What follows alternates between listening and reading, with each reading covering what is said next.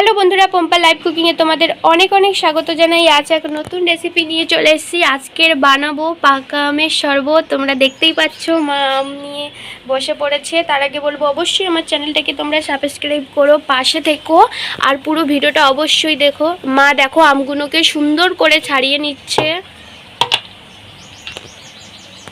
এটা গাছ পাকা আম।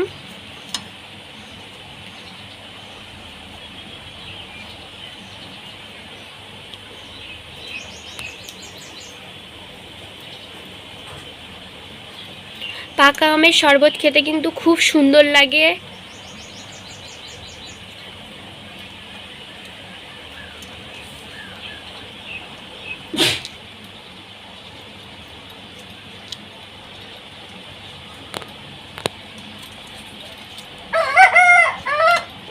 দেখুন বন্ধুরা, আমাদের আমটা ছাড়ানো হয়ে গেছে। এবার আমটাকে সুন্দর করে পিস পিস করে কেটে নেব।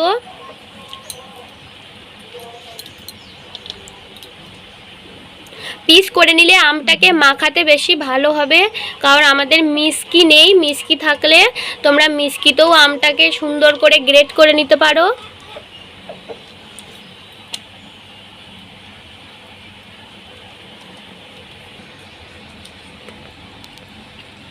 আমটার কালারটা দেখুন বন্ধুরা।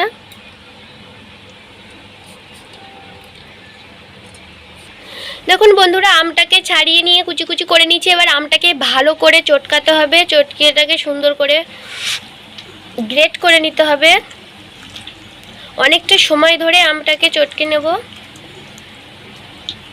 আমের কিন্তু কোনো ছোকরা নেই, শুধু আমেরই শাঁস।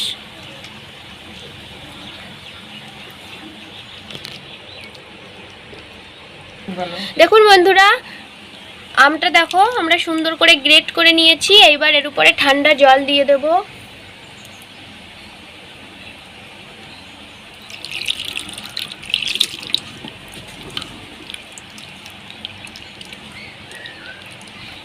দেখুন বন্ধুরা, আমরা ঠান্ডা জল দিয়ে ভালো করে মাখিয়ে নিয়েছি আমটাকে। এইবার এর উপরে পরিমাণ মতো লবণ দিয়ে দেব। এইবার এর উপরে চিনি দিয়ে দেব পরিমাণ মতন। দিয়ে এটাকে নেব।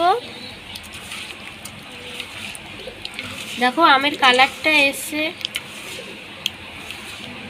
একে খেলে জীবন ঠান্ডা করে। ভালো করে এটাকে আমের শরবতটাকে চামচ দিয়ে অনেকটা সময় ধরে ভালো করে মাখাতে হবে, চিনিটা যতক্ষণ না গুলে যায়।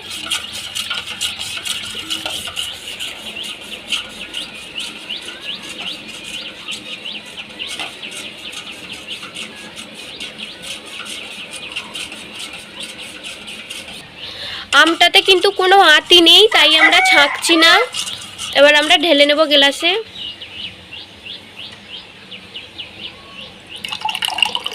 আমের শরবত রেডি।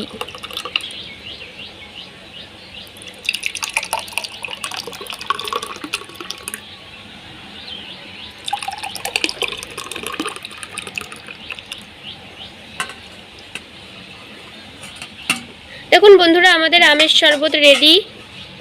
এবার মা খেয়ে বলবে কেমন হয়েছে।